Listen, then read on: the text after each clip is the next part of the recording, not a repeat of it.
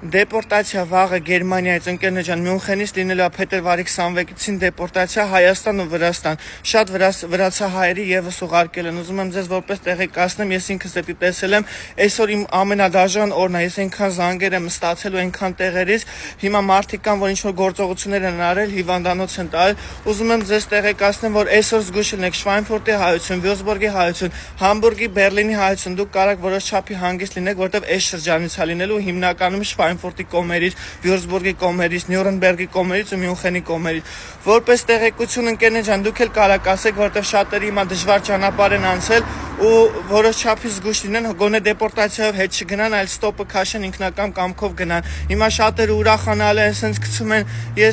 եսի սրտանց ձեզ տեղեկացնում եմ, փորձեք գոնե հիմա ինչ-որ մի տարբերակ գտնեք, հետո ստոպ քաշեք, ինքնական ետ վերադարձեք հայրենիք։ Դա ավելի ճիշտ է, գոնե որոշ չափի գումար կստանաք, քան թե դեպորտնեք։ Կխնդրեմ եւս տարածեք, որպեսզի բոլորը իմանան, հիմա մի փոքր զգուշ լինեն։ Իսկ այն ուրախացողներին մի արեք, ժողովուրդ ջան, որովհետեւ մարդիկ կան, որ իրենց ընկերներին զանգել են ու ոչ մեկ չի պատասխանում։ Հա, ասում է, քեզ ասում ենք, որ դեպորտացիա լինելու,